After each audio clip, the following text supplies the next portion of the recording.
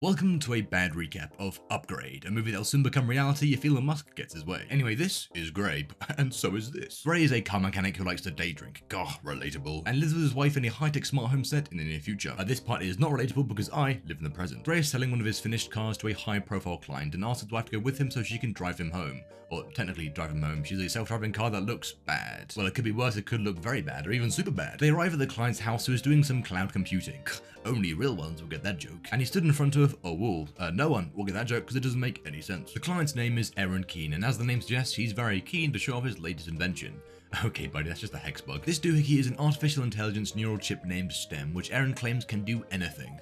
Can it save my marriage? Anyway, Gray is unimpressed with STEM because, and I quote, it can't make babies. And he doesn't like the idea of living in a world with such powerful technology. It does seem kind of a dystopian, but at least you can get freaky with your wife in her self-driving car. Midway through the Zest Fest, he realizes they're being taken the complete wrong direction, and any attempt to redirect the rogue car is met with the old nuh-uh. The car crashes into a homeless camp, the second best thing to crash into after an orphanage, and Gray and his wife get pulled from the wreckage by 4 thugs. The leader of the gang gives Gray's wife a speech about society, like, we live in a society, Batman. You look down on me like I'm trash. Before shooting her in the chest. Gray's then held down and shot through the spine, paralyzing him from the head down. We cut to 3 months later, with Gray bound to a wheelchair and living in this house that has been retrofitted to accommodate his disability. Speaking of his house, one night he asks if his wife will be joining them for dinner. Oh god, somebody had to sit the house down and tell that mummy isn't coming home. Shocker, not me. One day, Gray goes to meet with the police detective leading the investigation into his wife's murder. She tells him to take a seat, which is very insensitive and not funny at all. He should really stand up for himself. The detective tells Gray she has a few leads but no suspects yet, but says he can help in the case if he wants. Later that night, Gray gets his pain medication from his house, probably Vicodin, and decides he wants to overdose, asking for more and more. This lands him back in the hospital, with Aaron dropping by saying he was very keen to come see him. He tells him he can install the STEM device into his neck to bridge the gap between his brain and body, curing his paralysis. But that the procedure must be done at Aaron's house and kept secret, since the government doesn't like it when you shove untested tech into people's bodies. There goes my plans to install a third bladder. Anyway, the operation is successful and the STEM device is installed onto Gray's spine. But they don't install any inhibitor chip to protect his higher brain function and ensure he maintains control of his STEM instead of it controlling him. A little Spider-Man reference for you that may become crucial later on. No spoilers, but I did just spoil the film. But yeah, Gray's paralysis has completely vanished, like my wife with the kids, and he's instantly able to move around without restraint, because muscle atrophy is just a scam invented by Big Pharma to sell more wheelchairs. Once back home, the first thing Gray does with his fixed body is have a drink. He's so real for that. When all of a sudden he starts hearing a voice. I know he's not schizophrenic, that would be too relatable. He's actually hearing the voice of STEM, who is connected to his ears via Bluetooth. Together they look through some evidence the detective sent to Gray, with STEM noticing that the man who shot Gray's wife didn't have a weapon in his hand, and instead used a gun implant embedded in his skin. Or to put it simply, Gray's wife was killed by finger guns. STEM also sees a tattoo on one of the thug's wrists, which is able to perfectly reconstruct for Gray to inspect. Yeah, that is not how image upscaling works. You can't just invent details that never existed. That's called lying, and that's illegal. Anyway, Gray recognizes it as a military tattoo, which STEM reads to get the thug's information, including his name, blood type, address, and body count, as in his death quest, not his whorefest. His number of kills, not his Netflix and chills. Gray wants to take this information to the police, but STEM has been trained on all 63 episodes of Better Call Saul, so knows the evidence is not admissible in court. So instead, Gray takes matters into his own hands and pulls up to the thug's address. Still in his wheelchair, since no one can know about his operation, and he needs to be discreet about the fact he can walk again. Alright dude, what the flip. He breaks into the house, which is extremely rude and poor etiquette, but he does take his shoes off inside, so I guess that makes up for it. He looks through the guy's messages that aren't password protected for some reason, but doesn't find any useful information, only a few references to a local bar called Old Bones. God, I used to call my grandpa Old Bones before his bone removal surgery. Now we just call him Old. Anyway, the thug returns home and STEM tells Gray to jump him while they have the element of surprise. Yeah, get him. I said get him. What are you, scared? Coward? Get him. As expected, Gray gets bodied by the ex-military thug until he gives STEM permission to take full control of his body. The following fight scene is very cool. STEM nails every quick time event, with Gray meanwhile just screaming the entire time. Eventually the guy grabs a knife and Gray tells STEM to stop him, probably expecting he'd just disarm him, but instead STEM forces him onto his knees and uses the knife to split his face in two. No, I'm not going to show it to you, it is disgusting. Gray panics after realizing he's just killed a man. Don't worry buddy, it gets easier after the first. And STEM advises he cleans the crime scene of any trace of him, including his fingerprints. You kidding me? I can't remember every single thing that I touched. I have a record of everything you touched. Chair, knife, door, your penis, sink, your penis, jacket, your penis. After committing the heinous crime of breaking and entering, and also killing a guy, Gray meets with Aaron for a checkup, who tells him he's been tracking him.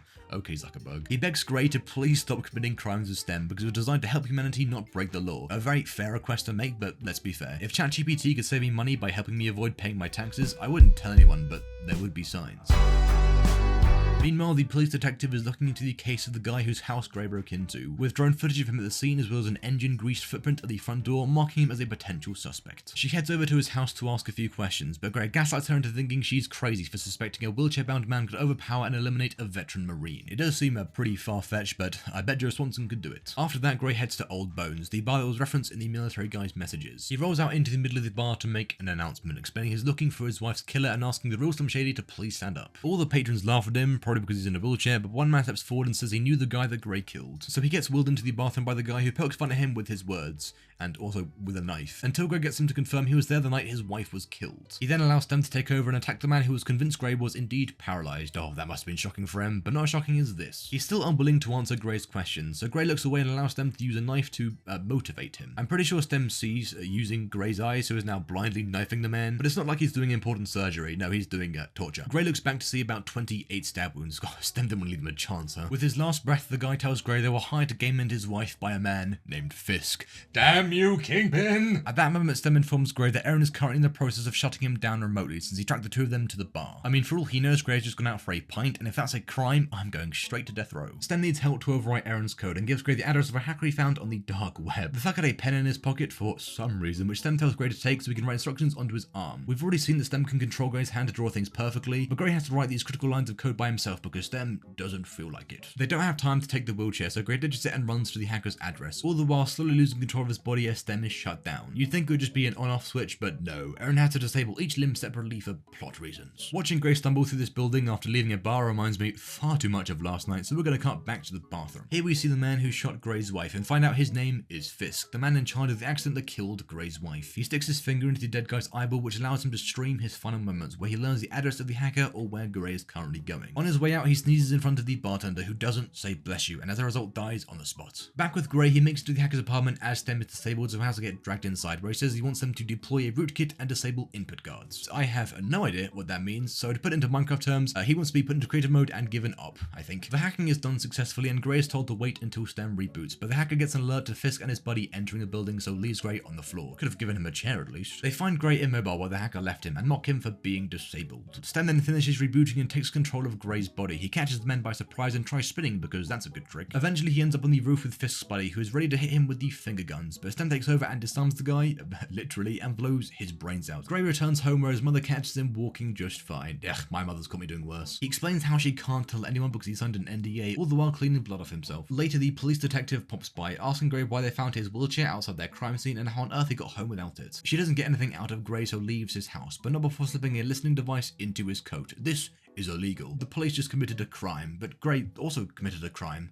Oh god, who do I root for? After they're alone, Gray says he's done with all the killing, but Stem says they're done when he says they're done. He explains that the hacker removing input guards not only took them off the grid away from Aaron, but also removed Stem's need for permission to take control. So he forces Gray to continue with their mission of getting rid of Fisk, the final thug that was there that night, since Stem has found his address in some database. They set off in Gray's car, but notice the police detective is following them. This triggers a pursuit with the detective saying lights to activate her police lights. I'm sure that system never causes any problems. Yeah, I'll be home in a few minutes, just pulling up some traffic lights. Oh shit, never mind, I'm in pursuit now. Anyway, Stem causes a crash that ends the pursuit, allowing Gray to head to Fisk's house. Once he gets home, Gray holds him at gunpoint and gives a speech about life and stuff. Fisk says it was a good speech, but questions whether Gray or Stem came up with it. Oh, that's quite funny, because I've used ChatGPT to write this entire script. Yeah, just kidding, I've been banned from it. Fisk then reveals they were never hired to kill Gray's wife. She was just collateral, with the real job being to sever Gray's spine and paralyze him. This triggers a fight between the two upgraded humans, with both managing to perfectly counter each other's attacks. In the end though, Gray manages to win by using his human brain instead of Stem, by provoking Fisk into taking a wild swing that he counters, slamming him through a glass table and piercing his brain with a glass shard. After scanning Fisk's phone, they find a recording of Aaron, suggesting he was the one who hired the men to paralyze Gray. So Gray heads to Aaron's house, very upset that he got his wife killed just for a chance to try out his new invention. But the detective appears behind Gray and holds him at gunpoint, forcing him, or Stem actually, to throw their gun away. She found out about Aaron by asking Gray's mum, meaning she broke the NDA. Throw her in jail. Stem fights back against the detective, with Gray in turn fighting back against Stem to save her life. He stabs himself in the hand to try and stop him. God, bro really thinks he's him, but only getting tased is enough to temporarily disable Stem. Aaron aims a gun at Gray and explains everything, saying that as soon as he invented Stem, it took control, telling him exactly what to do. It orchestrated the entire events of the film, all with the goal of being the only upgraded being, the most powerful entity in the world. He manipulated manipulated Gray into eliminating all the upgraded humans that Stem hired to paralyze him and kill his wife, and has now forced Gray to come to Aaron's house with the intention of killing him, leaving no one else smart enough to invent anything like Stem. Come on, Aaron, how are you gonna get bossed around by a computer chip? Just leave it out in the rain. Anyway, Stem regains control over Gray's body and lunges at Aaron, stabbing him in the head, then turns a gun on the detective. Gray tries his best to fight against Stem, eventually aiming the gun at his neck to hopefully stop it. Gray then wakes up in a hospital with full control of his body. He tries to call for Stem with no response, and instead his wife enters the room. She explains it's been a few days since the crash, but they're both doing fine. So yeah, the entire film was a dream, and oh, never mind. Stem has now fully taken control of Gray's body, leaving him locked inside of his own subconscious. Very nice of it to give him a happy ending, as in leave him in a nice memory, not the Asian massage kind. Ha. Ha. Goodbye. Oh, where are you going? Oh, he was talking to the detective, sorry. But yeah, Stem can now go on to, I don't know, probably start gambling. That's what I would do if I had any money left. But yeah, can't believe they went for such a dark ending for this film. Like, nice set design, guys. Try adding lights next time. And the movie ends. Great movie. I enjoyed the part where Stem made $2.3 trillion disappear from the Pentagon on September 10th, 2001. And my favorite character was easily the self-driving car, because it hates backseat drivers as much as I do. But yeah, if you enjoyed this recap, be sure to leave a like, subscribe, and hit the bell so you don't miss the next one. Thank you ever so much for watching.